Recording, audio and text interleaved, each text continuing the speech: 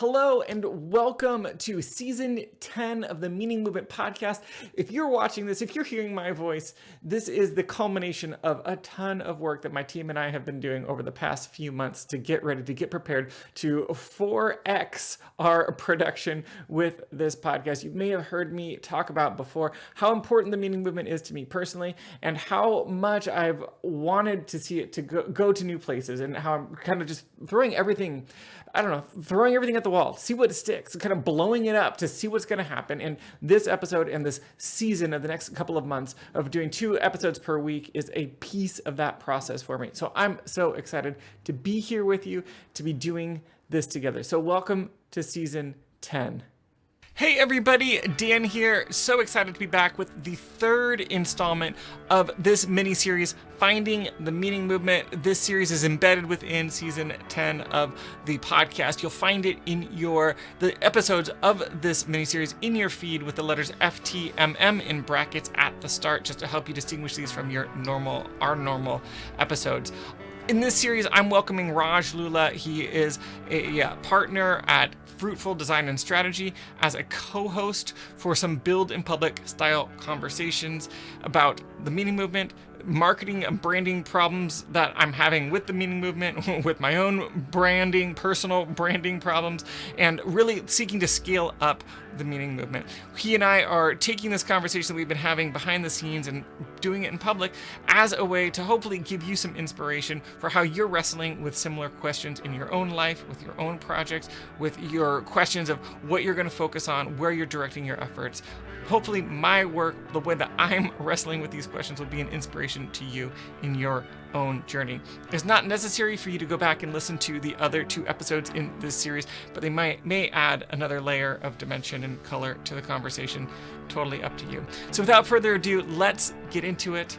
This is the Meaning Movement podcast. It's a show about work worth doing. If you're looking to level up your life, your income, your career, this is the right place. I'm your host, Dan Cumberland, and today with my co-host for this mini-series, Raj Lulla. Stay with us.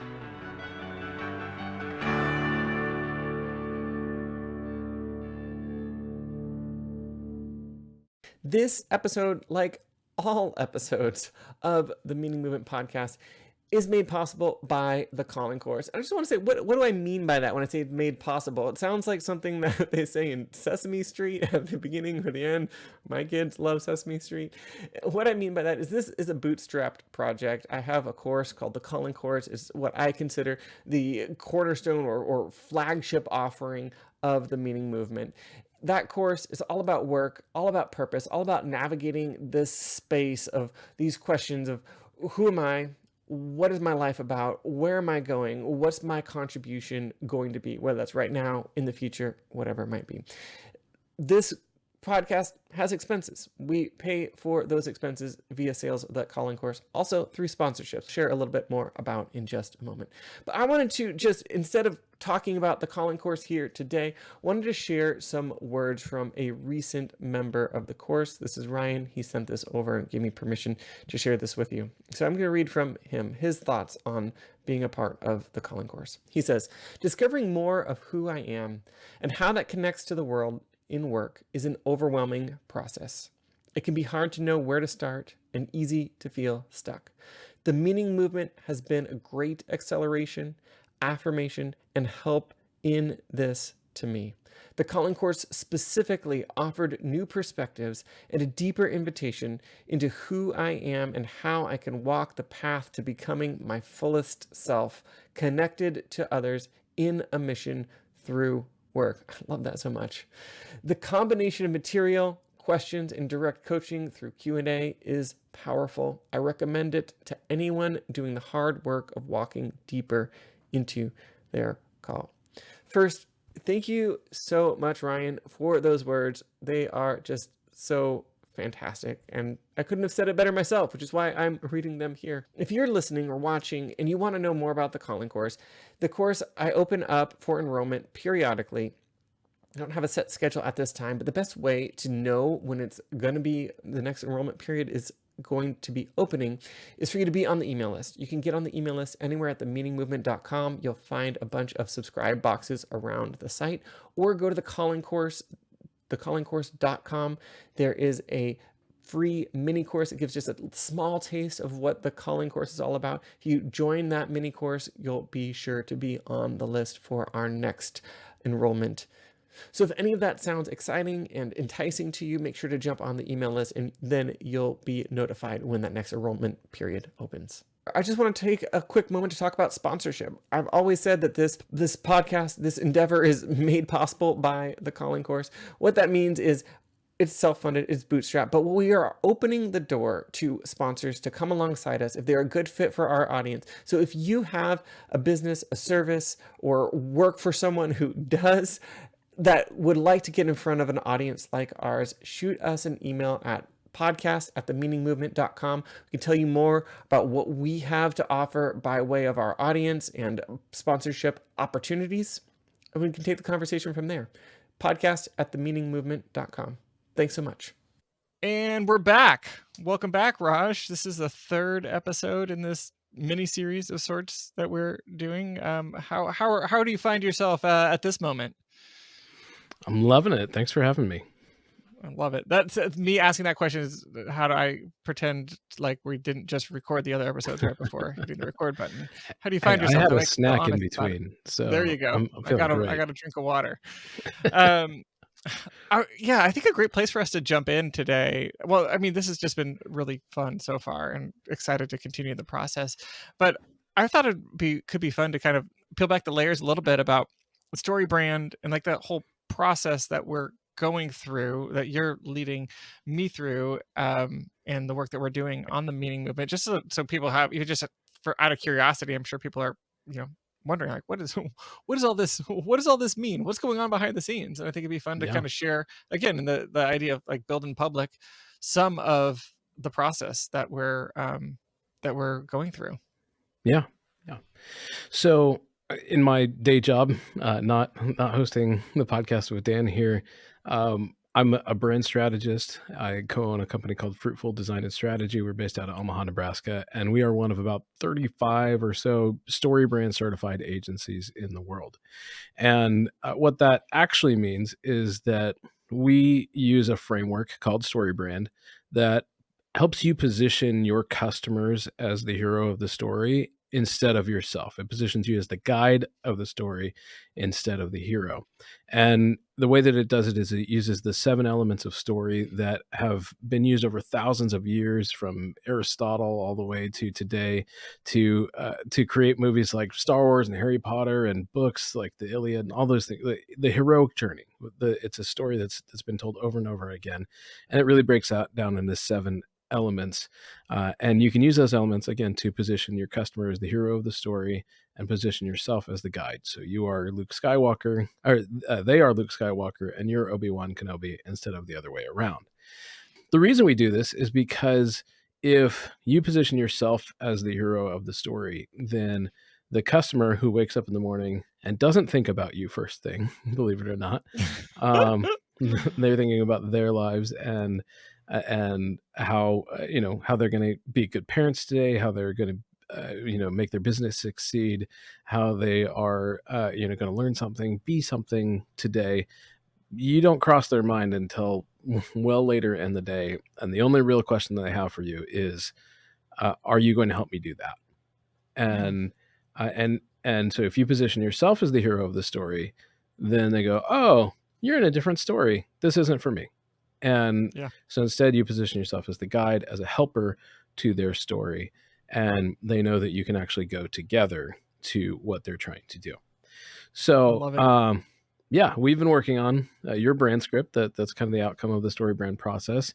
And so one of the things that's really, really important, it may sound super simple. Everybody who's listening who owns a business or works in any kind of world where you have to talk to customers knows that you have to start with a character. And again, it may seem super obvious, but you'd be surprised how often people don't have that as nailed down as they think.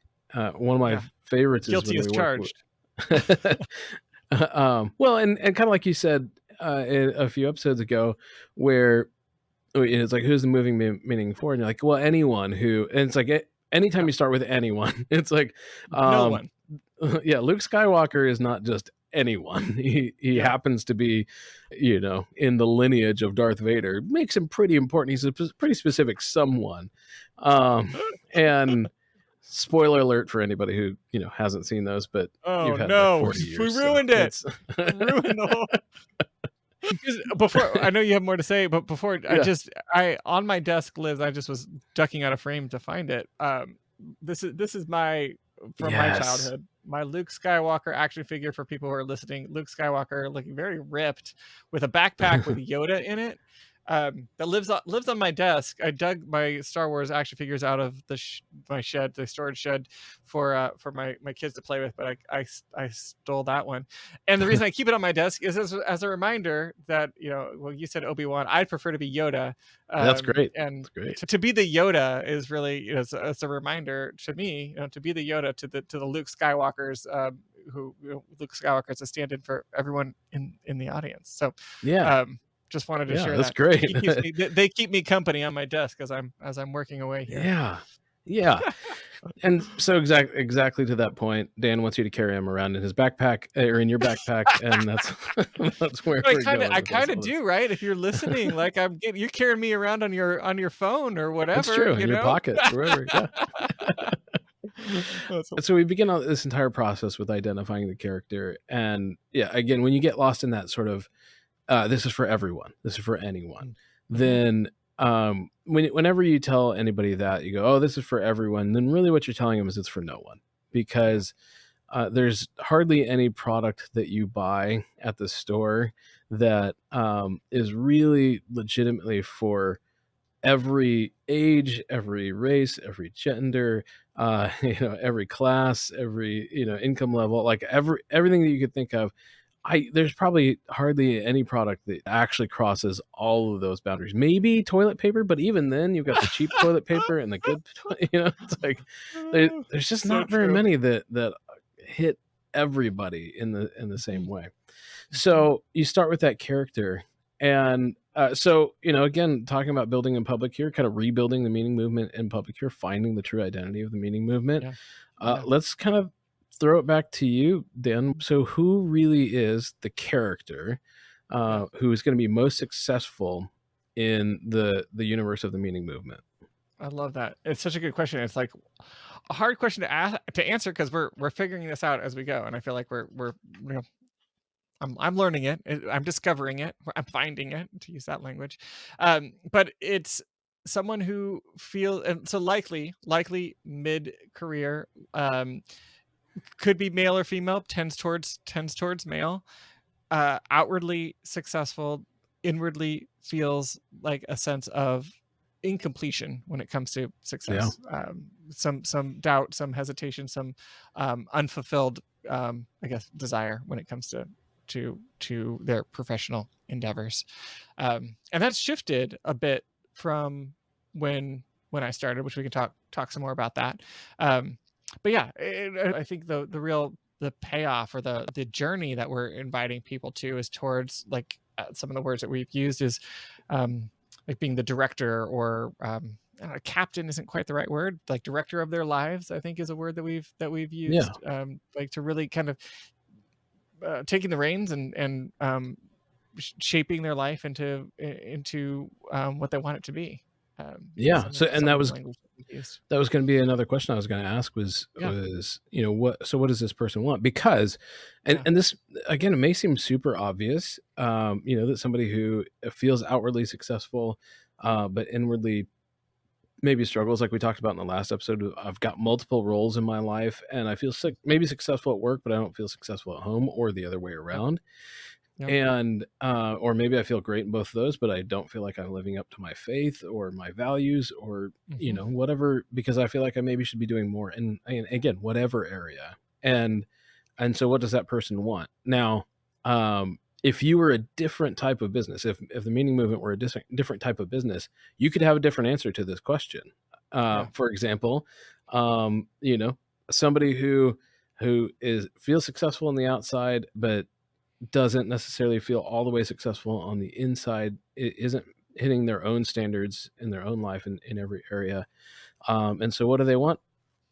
A different brand, maybe George Clooney's brand might say a great bottle of tequila to just wash that, There just you to go. wash Wash that away the feeling pain. away. And so there, Yeah. or any other kind of escapist, thing. It could be, you just need to watch another show on HBO Max, or Mm, just whatever it is, distract yourself away from this sense of maybe identity crisis, or at least identity kind of struggle.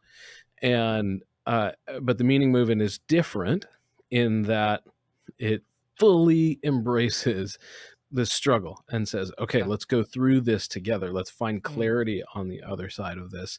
It's in the name. That's in the meaning yeah. movement. Let's move towards meaning. Let's find that meaning in each of those roles in our life, and figure out how to balance those competing priorities and those competing roles. That's Yeah. unique. That is unique to the meaning movement. That's why all of us are here. Mm-hmm. But at the same time, we've probably never articulated it that clearly. Yes. And part of it is because it's changed. So let's talk. You mentioned that. Yeah. Um, how has it changed over the years? Yeah. I mean, when I started, and this gets into some of the where I think some of our engagement around this, Raj, began. But when I started, it was like really focused on less about the struggle. And I love that you said we're providing people to struggle. Like that's a hard thing to sell when we put it in those ways. But inviting people into the struggle, into the journey. Uh, the main lens through which I viewed the work was about life direction. And like answering the question of what am I going to do with my life? Partly because I had just come out of that process and really identified like this is a big part of what I want to do with my life is start the meaning movement, but also more broadly like be a part of starting things, be an Yeah, entrepreneur. Um, and a lot of the work that I was doing with clients was really about that, where they felt stuck in some way about they were doing one thing that wasn't working out. Most of them, had gone through some, whether it was burnout, whether it was just a bad boss, whether it was just some sort of disenchantment experience with what they thought would be their career for a long time, and they were kind of coming to this career crisis moment of I don't know what I'm going towards and I don't know how to yeah, figure it out. And so it would help them work through that process. Um, and so, and before we hit record, kind of talking about this, like the process has changed. No, the process remains the same, but like the starting point, I think, is what has probably shifted a little bit from being yeah, as focused on one maybe singular outcome of like, okay, figure out what to do with your life or figure out, what you want to be when you grow up, to more of like defining it more in terms of success, more in terms of fulfillment, more in terms of, I think like it in terms of agency, like having agency in yeah, your life and over your life, is an important aspect of it. yeah, yeah. So this is where I found you. 8 years ago, Yeah. I was in the last job that I had before going to work for myself, starting my own company. And I did not start Fruitful. Just I co-own it with a really wonderful business partner named Ben. But I did start a photography company in the middle there, and then also just started freelancing in doing brand strategy. And anyway, I was kind of in that place when I found the meaning movement, and I always felt, I've told you this before, I felt like Dan was just kind of always in the background. I didn't maybe think you were in my backpack, but I did think you were in the background, um, cheering me on. Yeah. It's like, you can do this, you can find meaning and Mm. all of that. However, um, I feel a little bit like the bad kid in school, like sitting in the back row, because I never paid for anything in the meaning Oh, movement, because I was in that stage. And I think that one thing that you found, of course, is that most people in that stage of life cannot actually afford a deep course that can have you kind of coach them through these moments. And so yes. therefore it wasn't necessarily a great business model for the meaning movement. Hmm. And so as you have kind of changed to understanding that the same things work, for people who are experiencing that struggle mid-career, Yeah. then we understand that maybe what the meaning movement does needs to change a little bit. And this, by Hmm. the way, is completely why we start with character, why we start with who is the main character of this story, because early it was identified as kind of this early career person who's trying to figure out their life, Yep. and so what the meaning movement sells was kind of defined around that. But now that we're redefining that character, we're actually going to have to redefine the product as well, Hmm. redefine what the meaning movement offers. But what's great about that is that it's going to make the meaning movement more effective. And so that can be a scary moment, but it also is one that's very freeing. It's clarifying. It helps us know what action to do next. Yeah. So Well, can I say what before yeah, we go continue? Just one more word about that. It's like I don't know that I actually thought about it as necessarily, I guess, career, but not yeah, necessarily like post. It was usually in the people that I work with, and I'm thinking of the people that I did one-on-one work with, and what's really interesting about it, and many of them tended to be mid to late 20s, kind of like having a quarter life crisis. And what has shifted is like, now maybe we're talking more about the midlife crisis. What's shifted is and I think the reason why the process will stay the same, which we can get into, like what is the process and some of that, but why it works is because it's the same problem, it's just manifested differently.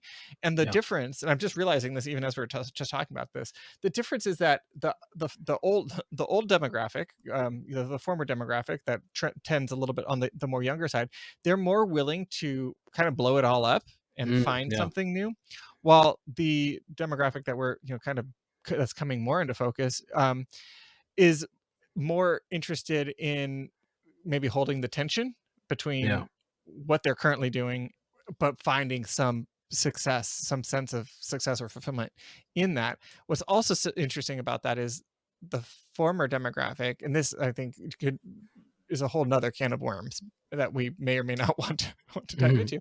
But the older demographic also tended to be more female. Most of my mm, one-on-one clients were women.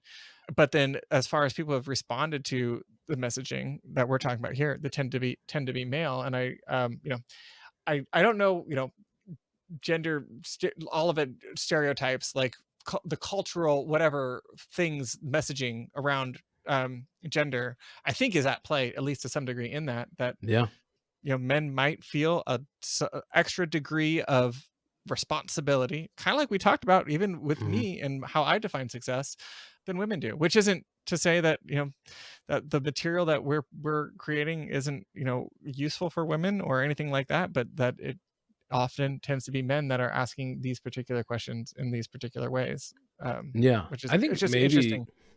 Yeah, I think maybe even it's that men weirdly, even though we won't talk about it as much, we do feel a little bit more freedom to struggle with it. Hmm, Um, interesting. because I think in some ways, because the stakes are so high when you are providing for a family. And again, this is obviously very stereotypical, but part of it too is I think a lot of your audiences come from sort of the Christian evangelical world, and where those stereotypes are still really strong. And Yep. but anyway, so this idea that a husband father, um you know struggling with their career and all that is kind of the norm in some ways. Hmm. And so there's a freedom to struggle with it and go, I don't know if I'm doing the right thing, maybe I should quit my job and start my own thing. And a lot of people kind of hit that in late 30s, early 40s, even up to 50 or so. And so I think part of the reason maybe the demographic has shifted a little bit is because I know that women are struggling with this also, but Yes. to to say, thinking my wife, up to just this last year was a stay-at-home mom with our three kids, and to say that you don't feel fulfilled in that, or that maybe you don't Mm, feel like you're successful in that, mm, just carries a lot different connotation that yes, that different a weight. lot of women just kind of suffer through silently. And Mm, so I will say the mm, meaning movement's a great place for you to not have to do that. yes, That is a way in which it does work incredibly for women as yes. well. So, Well said. um, Very well said. so you know, one thing that's always kind of stuck out to me is curious is the podcast, the website, everything are called the meaning movement, but Mhm. you developed the only thing that the meaning movement sells, and called it the calling course. Yes. Um, can you talk to me about that? Like, why is it Yeah. called the calling course? This is a little bit of brand strategy moment, but as you all Yep. can tell, like, Yep. we've identified this other character, and I'm not sure that they're looking for calling. So, like, tell me about that. Mhm. Yeah. Yeah. Great question. This is something that Raj and I have talked about quite a bit. I named it the calling course as when I launched it, I played with a lot of different names, and I don't remember what any of the runner ups were at that time. But I was really struggling with finding a word that really encapsulates the journey that I wanted people to go on. The problem again of like, what do I do with my life? I feel stuck, and I need like the major life direction, like the macro level questions that I was playing with. And I landed on calling with some reservations, some hesitations around it. Um, but it felt like the best stand-in word for that conversation without having to do a lot of work to define it. And that even though I had some it feels like I had some baggage even with me personally. I don't often use that word even in my own thinking and writing and talking. It's not that much of part of my vernacular. I knew that it was for other people, and that when we say calling, we are thinking about like it's a stand-in for meaning. It often does have like religious connotations or like ministry direct, applications, but at least we know that there's like something about work and something about meaning related to that word. And so it felt like the best place to start. And so I think that's why I landed there.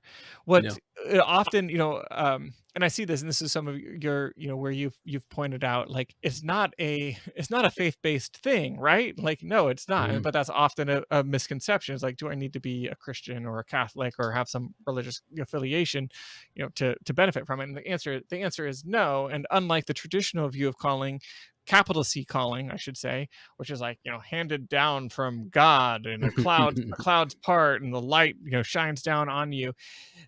It's much more of it's kind of flips that over, and the real thesis is that like calling is a very subjective experience that is based in your narrative of like who you are, the stories you tell um about yourself and that have been told, or that you've accepted to be true about yourself. It helps you do the work of digging in and discovering those maybe for the first time, or revisiting them if you've done this kind of work before, and then beginning to shape those into a narrative that you want to carry forward into things like what is your mission, and what do you want to do with it? Where do you put that to work when it comes to work, job, career, those kinds of things. So that's kind of a long-winded answer, but that's why I ended up as the calling course. Yeah. And I feel like part of it, I feel like maybe 15% was some business advice that I was following at the time. A guy who's like helped people start courses, and he's like, you have your courses like it's a separate thing, but it's like, get a domain that's its own like URL that's separate from your main URL, and like, Mhm. and so that's I think some of why it didn't end up being like the meaning movement course or something like that. Yeah. Yeah. So I'm curious, the people who have gone through the calling course, how many of them had a sort of separate sense of calling before they went through the calling course? Like, how many are kind of deprogramming from something else? Like, you and I both came out Mm. of the ministry world Yeah, and had to go through that process. How many people yeah. are going through that? That's a great question. I feel like I really only have visibility on maybe 10% of the members. And again, for the sake of build in public, we're talking about like 40 something people. So the calling course has Mhm. not been and that's a part of the whole conversation with Raj and I, and this conversation about, finding the meaning movement, is like the calling course has not been a massive profit center for the meaning movement, and probably will need some retooling. But all that to say is, out of 40 something people, 10%, maybe a little bit more than 10%, there's less than 10 that I would feel like I have a really good sense of where they were, where they are, where they're going. Of those 10 or so, I would say more than half have a some sort of either current or past faith background. So Mhm. of those, the ones that I know, I would say, six out of 10 and it might be more than that I just don't know because it hasn't come Yeah. up or whatever, but have had, either they would, call themselves Christians or have that in their, in their past, and whether or Yeah. not they identify currently, I'm not certain. Yeah. So kind of going back to that question though, how many people have, and not even necessarily percentage, but just do you get the sense that, you know, people in general, not even just people who've gone through the calling course, but just people often kind of start out with a direction and then they hit, their 30s or so, Mm, and then they go, oh my gosh, this thing that I thought was a calling, maybe even big C calling from on yeah, high, yeah, um, isn't working out. yeah. How often do you run into that? Yeah, I run into that quite a bit, and I don't know that again, like the calling is the right word. That people use that word calling, but often people the narrative that is common is I went to school, went to college, got this degree, got into the job force, got into the workforce, and I don't like it, and now I don't know Mm, what to do. And yeah. I think that's how it manifests more than, yeah, more often than not. Is that answering the question? Sure. Yeah. Yeah. Yeah. I think, one of the reasons I ask is because I know that in my own life, moving out of ministry was hard because it felt like I was betraying a sense of calling. And Mm, so yes. the idea of sort of going into another calling is not something Yes.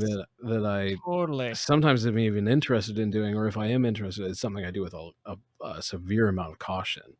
Yes. Um, and so I know that you've probably experienced a similar thing. Mhm. So what do people do with that when when you kind of give up on that first sense of identity in your early Yeah. adulthood, and then you move into just kind of what pays the bills and what works and whatever. Yeah. I mean, it's great for people who graduate high school 18, pick their college, pick their major, and nail it on the first try, and Yes. then work for 40 years and then retire on a beach somewhere.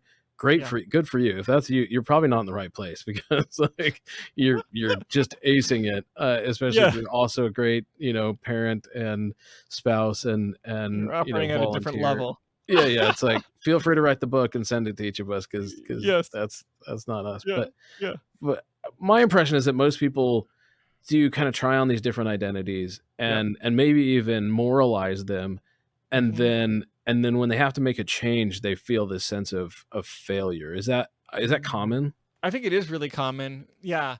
And I think that, like, and that's one of the things that I feel like I'm always trying to push back against with interviews, and like why I focus a lot of interviews around like people's career stories and journeys is because Yeah. it like there's a myth in Western society, but maybe I don't know how people think about careers in different cultures than the one I live in, but that like it is a singular focus. It's a singular track. You get on, you just get on in elementary school, go straight through college into the workforce, and then end in retirement, and you never change lanes, right? But like the truth is, most people change lanes multiple times, and I think it's become even more and more common as work changes even more and more, like just quicker and quicker, and culture moves quicker and quicker. And so, like, I feel like there's a big part of like this conversation that's just like normalizing. Like, we need to normalize that, like having a winding career path should be expected, and the people who are on the single track single lane for their entire career, they're the anomalies. They're the ones who, Mm, like, again, like similar to winning the genetics lottery, they won the career lottery and yeah. guessed right on the first try. I do think that, like, one of the outcomes of the process of the calling course and whatever we make the calling course into and its future iterations is a freedom from the sense of obligation that we often carry Mm, when it comes to career, that we're yeah. supposed to do something or that we have to do something, and instead it's the conversation becomes we get to choose what where we put our time and where we put our energy, acknowledging all the competing priorities like we talked about, in the past episodes about success, in our conversation, like acknowledging all the different people and voices and institutions and cultures that like we feel the need to appease, acknowledging that their voices in the room, and yet like maintaining the agency, maintaining the ability to choose and say, okay, with all that in mind, I know that this is important to me and this is a direction that I can go. And a way that I often phrase it is that, like, calling, whether you want to talk about it, calling, meaning, purpose, fulfillment, whatever, one, it shouldn't be a cage, right? It should be a free choice to give yourself to something, to be a part of making some movement, being part of making, activating some theme of impact in through work. And it is always bigger than a job. Your job, your job may be a place to express that impact, that meaning, that sense of satisfaction, but it cannot encompass and be like contain the totality of who you are and what is meaningful for you in the world. So there's always a trade-off, but hopefully in that trade-off, there's a freedom to say, okay, I've got three choices ahead of me on what I do with my life, where I direct my time and effort. And I can see how different ones might have different degrees of equate to different degrees of satisfaction. Some might pay better, some might give me a better sense of community with my coworkers, some might, like, all of these different things that might matter to me. And I get to choose which one to take. There isn't a wrong Yeah. answer. And I think that's where your capital C calling, and maybe even in career where I began, it like felt like you either choose right or you choose wrong. So I hope you make the right Yeah. choice, but no one's there to help you make that choice. Yeah. And even the people who are speaking into that choice, they have a vested interest, and it's not necessarily in Yeah. understanding you and what you're capable of, but instead maybe in the advancement of the church or institution or business or whatever. And this isn't just in ministry either, right? This is I know a lot of people who are in cattle ranching, and Mm. the pressure on the next generation to take over, for Yeah. grandpa or dad, is Yes. huge. Yes. And it's like, what if you're born a painter to, Uh-huh. to the son of as the son or daughter of a cattle rancher? Like, it can cause this sense of, choose right, choose the family business, or choose wrong. And it's not just, of course, it's not just cattle ranchers. It's Yeah. any business that is family run or has these expectations, or spiritual expectations, or cultural, whatever. There's all Yep. those places where you can kind of feel trapped. I loved what you said about calling not being a cage, and the immediate opposite thing that I thought of was it being a trampoline. That, like, That's bouncing. such a better metaphor. I love Yeah, it. that if Yeah. you're bouncing off of it. And Uh-huh. one of the reasons I like that is because I had a very weird visual come to mind, is that it's almost like a trampoline, but there's a flock of birds flying by, and you're like, you might get hit in the head by stuff, like you might get knocked down, but then you bounce back up off of that meaning, off of that direction, off of that purpose. Yes. In the last episode, you talked about how for you success looks like providing for your family and helping other people. Yeah. And that's something you can bounce off of, like, Mhm. it's Mhm. not a cage. It's something Yeah. that you can go, okay, whatever I do next, okay, I got hit in the head by a bird, I fell down, I got to Yeah. bounce back up. And then and so whatever, wherever I bounce to, it's coming from this place of a desire to provide for my family and help other people, and that could take a Yes. million different Yes. formats.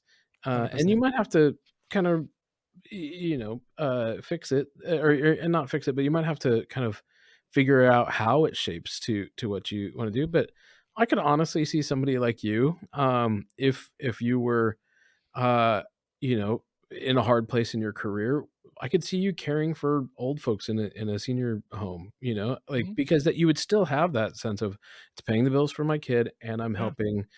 helping people. Is it Yes. exactly what you want to do? Not necessarily, but could you be happy enough doing it? Yes. Probably. Yes. And that's where it's more of a launching thing Mhm. than it is a caging thing. It's not, Yeah. well, if I'm not helping people with principles of psychology that I learned in my degree, then, Yes. then Yes. I'm not doing any good in the world.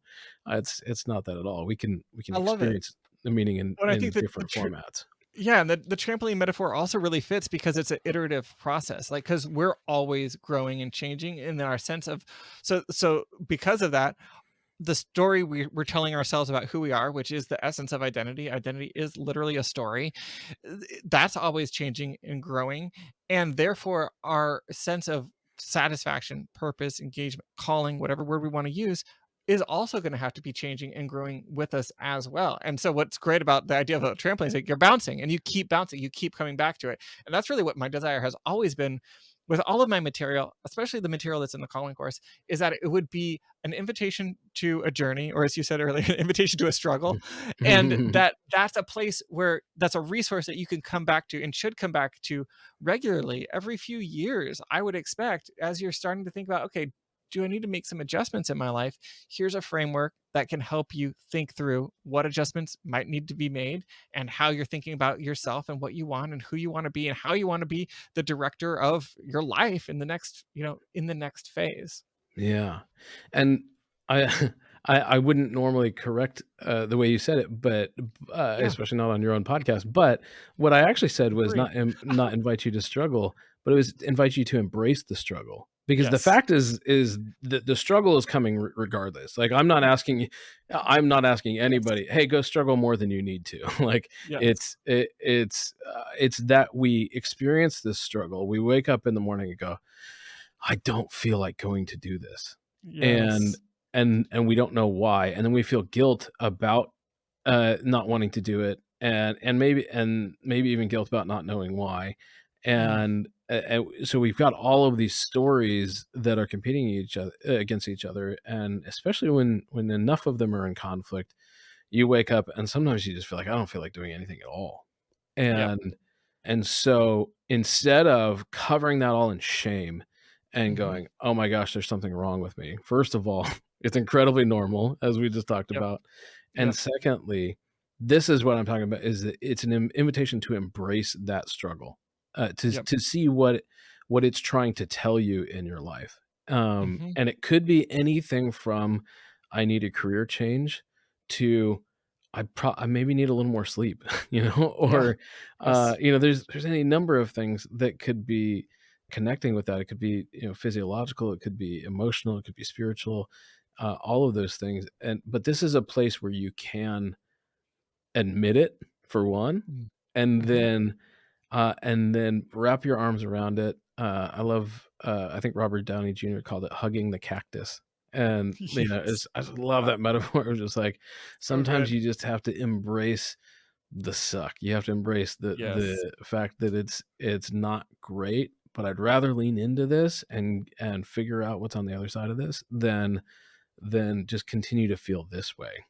Mm. And the So funny thing good. is that actually connects perfectly to, we started talking about Storybrand at the beginning of this, and it connects to sort of the next part of the Storybrand process, which is the problem. And I'll tell you Mm. what, the problem has to be real, Yeah. for anybody, for any story to work, right? Because if if you know James Bond movies were about James really trying hard to use all of his spy skills to find a lost kitten, I mean, like, no, Not there's a very few compelling. people out there who would watch it. Yeah. Um, Yeah. but especially if it was told in a very serious way and not funny, Yeah. it'd just be like, I don't think I'm bought into a 2.5 hour movie about James really trying to find this kitten and killing Gotta a lot find of that people cat. along the way. Yeah. It just, no, the problem has to be big enough for us to Yes. want to solve it. And that's why, again, for me, it's like, it's about embracing the struggle. It's like, Mm. you get to this Yep. point where you just realize that you're not happy. Um, Hmm. and nobody likes to say those words out loud.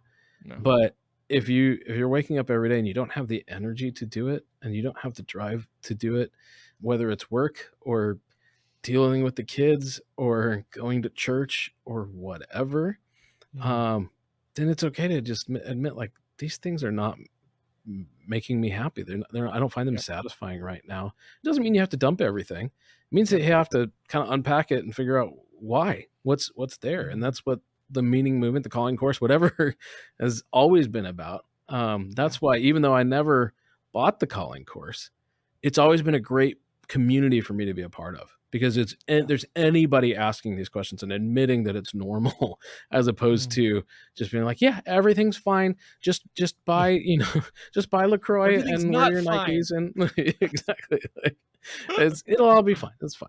So, so a question that I wanted to ask you here is, so for somebody who wakes up in the morning and has that experience and says like, I'm just not happy right now. I've got a wonderful spouse. I've got a job that provides for my family. I've got, great kids. And yet somehow I'm struggling with feeling satisfied with this, which makes me feel guilty. What would you tell them? Mm. Mm. Yeah, that's good.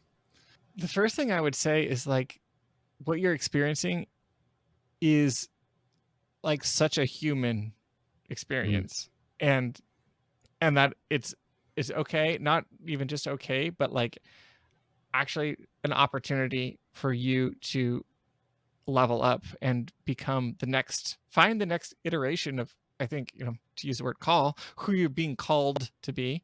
We could frame that differently as who you are becoming, whatever it is that's inside you that's mm, finding its way out.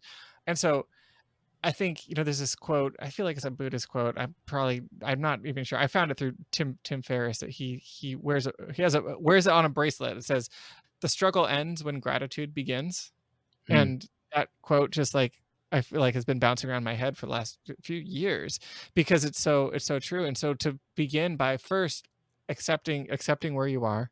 Second, finding gratitude that like this is a good process and that good can come out of this. And then the third is to the process that I recommend people do is like just to start by rewinding, like, how did I get here? Who are the voices that have guided my process? Some of the stuff like we talked about in the last episode around success, like who are the voices that are guiding you into this space, that have brought you here, that are continuing to guide your process, and are those the voices that you want to be listening to? And I think, you know, we could keep going from there, but I think that alone, you do that work of, accepting it, finding gratitude for it, and then beginning to put some language around what's brought you to this point. Then you begin to automatically find some freedom to make different choices, especially after you put some language around whose voices Yeah. are guiding your process so far. Yeah.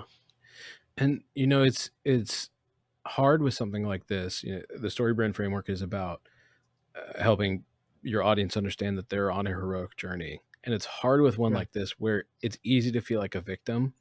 It's easy to feel like, hey, I took this job because, the wife was pregnant or whatever, and I had to make a certain income, and then I got promoted, and now I kind of feel stuck, and whatever kind of got you to this point. It's easy to feel like a victim of circumstance in that, Yeah. and it's something I would just encourage anybody who feels that way, or even if you feel like you chose your own. I started I started a business, I joined another business, and there's days where it's like, what is wrong with me? Like, Yeah. I chose all of this. Yeah. Um, Anybody who's feeling that way, it's important to know that while struggling with these things and embracing that struggle may feel like giving up or giving in Mm, to mm. to your feelings, it's actually really brave. Yes. Like, your kids will respect you when they get older and they experience these kind of crises for themselves, and they go, "Oh, I know that dad has the answer to this. I know that mom has the answer Mm, to this because I've mm. seen them be really honest about the things that weren't working." Yeah. Anytime anybody's ever like changed a church or left a job or decided they're not going to be part of an abusive relationship anymore, or kind of any of those things, that those kind of major transitions in your life, it gives them an expertise in how to do that, in Yeah. how to lead other people. So you actually go Mm. from being heroic to becoming a guide yourself. I love that. And so don't think of it as giving into the struggle. Think of it as stepping into your heroic journey over that struggle. Mm. And at the beginning, it looks like getting your rear end kicked. It looks that way for every, for every hero. In fact, that's part of the hero's journey, is that often they reject the call to become a hero. And then another part of it is they experience defeat early on. Mm. You think about when Luke is on the Millennium Falcon and he's trying to learn the Force, and that little droid keeps shooting him, Yeah, yeah. and he's not good at it. Uh-huh. Or his mentor dies, and it feels like it's his fault in some way that they didn't stick together as a band, and he had to leave his mentor behind to be killed by Darth Vader. And Yeah. I'd use another movie, but I'm a huge Star Wars geek, but Yeah.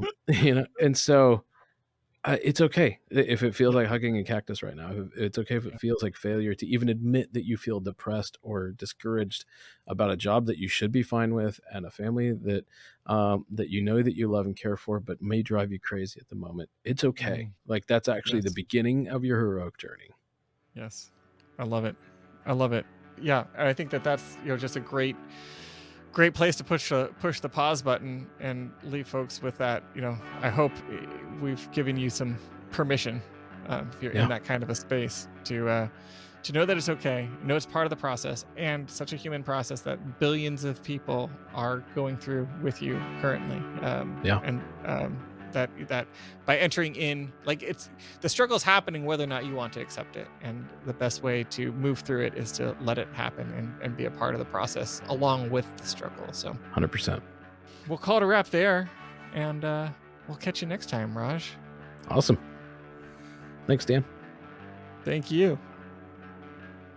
And that is a wrap for the third episode in this series, this mini series, Finding the Meaning Movement.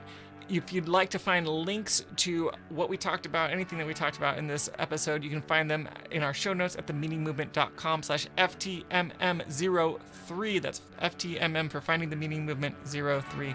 If you haven't subscribed, go ahead and hit that subscribe button on YouTube or in your podcast catcher so that you'll know when the next episode in this series and the rest of our normal episodes will release, so you can continue to follow along. If you're not on our email list, go to themeaningmovement.com and jump on that list. It is where I'm centering a lot of my work. This podcast is just one piece of the puzzle. This project exists to help you navigate those complicated spaces where we're pulled in multiple directions with competing priorities, competing identities.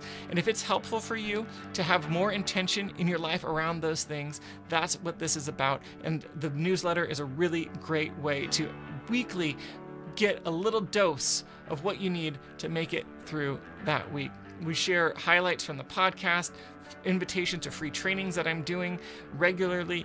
It's just some fun things that I've been enjoying throughout the week. For example, the last newsletter had some shots from a concert that I had just been to, as well as an article about spite houses, which are houses built just to spite people.